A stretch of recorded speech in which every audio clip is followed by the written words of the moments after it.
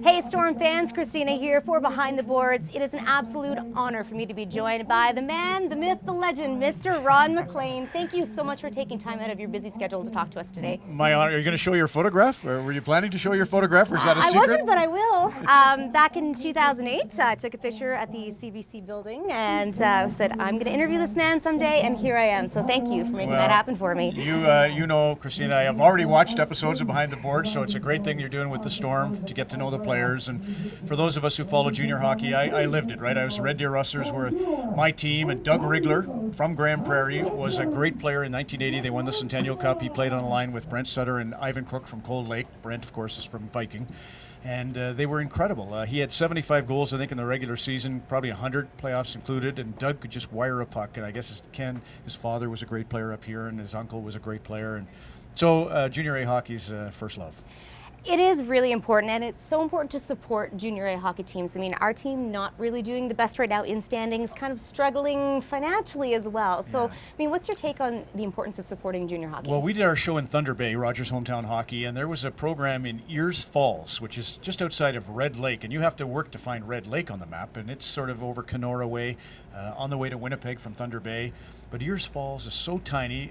They get good crowds out to the games, and I know the Storm have historically had good games. We're not in a boom time, I don't have to tell you right now. So that's a situation that lots of markets have to sort of get through. And the big thing, though, like I always say when I'm speaking to young hockey players, whether it's girls wanting to be in the Olympics or boys to the NHL, you know, if you want to prepare someone for those stages, you prepare them for life. And that's what this is. That's what the junior B team in Grand Prairie is all about. You know, you're preparing the most impressionable kids, 16 to 20 years of age. You're setting them up for life. And it's, you know, a lot of the kids have moved away from their homes to play here. It's just a very exciting opportunity for the ones who are leading. And even when the season doesn't go well, that's just the outcome. That's just the result on a scoreboard. That's got nothing to do with what's so great about junior A hockey. So better times ahead. This is true. And you have such a great opportunity. I mean, you've been doing this just about as long as I've been alive. Yeah. I mean, I grew up watching you in Hockey Night in Canada. One thing that I really admire about you is you're a man of conviction. Like, it doesn't matter what the situation is, you're going to state your opinion and you stick by it. I mean, how hard is that? Well, it is hard, and that's probably why I'm in Grand Prairie and not sitting in a comfy chair, you know, at the studios in Toronto, because it's just tough to control a guy like me. And, you know, Don Cherry, everybody thinks is the one who shoots from the hip, but Don's a little wilier, having played in the American Hockey League, whereas I may have been an only child, a little bit of a silver spoon upbringing. I didn't have that fear. You know, I never looked over my shoulder thinking I have something to lose. Didn't have much. My dad was military, so it was a very, you know, lower middle income. But I just always felt that the truth was so vital. My mom was always a teller of stories and of the truth. She would roll her eyes at just about anything, didn't suffer fools particularly gladly. Thank God I inherited my dad's willingness to suffer fools gladly. But I just, you know, I look up to people that teach. It's so vital for all of us. Like Clint Malarchuk's obviously, and Joni through their book Crazy, helping us so much in an arena that's become a huge arena, and that's mental illness.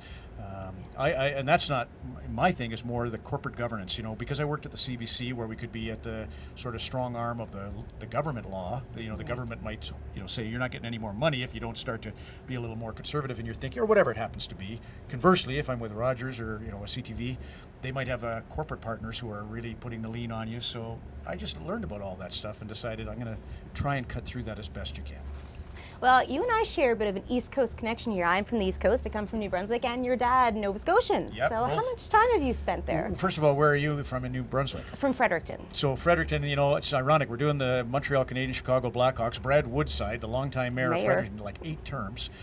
He was just at the Bell Center on Thursday when the Habs hosted the Hawks, and he and his wife Annie were there, and he tweeted out a picture, and he's in Chicago garb. And you know, in Freddie Beach, that's not good. That doesn't go over where well. Where you're from, it's all Montreal fans, and so the mayor and his wife in Chicago Blackhawks, they're front runners. They must be front runners because the Hawks keep winning. Anyway, that's a great part of the world. One of my favorites. Had the opportunity so many times to go into Fredericton and both St. Thomas and to the university. And in my case, as you said, mom and dad are both from Cape Breton. My father from Little Sydney Mines, Point of Coney, and my mom from Iona in the interior. And then again, I think you'd know, Christina, that Maritimers are good storytellers, right? They, we didn't have a lot going on, so we used ourselves as entertainment, and that's why you can tell stories. Well, you've definitely inherited those storytelling skills from your parents, because this book, Hometown Hockey, is amazing. If you haven't checked it out yet, you should definitely go pick yourself up a copy. I couldn't put it down. I could not put it down. Well, for you and me, it's more about people dealing with the vicissitudes of life. There's stories of addiction, there's stories of mental illness, there's stories of injury. The Trent McCleary one's amazing, and one of the neat sort of 6 degrees of separation, Kirsty McClellan Day, who's a Regina girl, married another Saskatchewan chap named Larry Day, and they're sort of icons of production in Calgary, and Larry was the longtime newsreader at the station which I used to work at. Anyway, her sons, Jordy and Buddy, produced a documentary on Clint Malarchuk. It's going to air on Super Channel, so but there you go. So Kirsty and I write a book. Her kids do the doc with Clint, and it just goes like that in our country. Excellent. Well, I just want to say one more time, thank you so much for taking time out to chat with me today. I really appreciate it, and welcome to Grand Prairie. All right, and keep up the great work behind the boards, and go Storm! Keep your stick on the ice, hockey fans.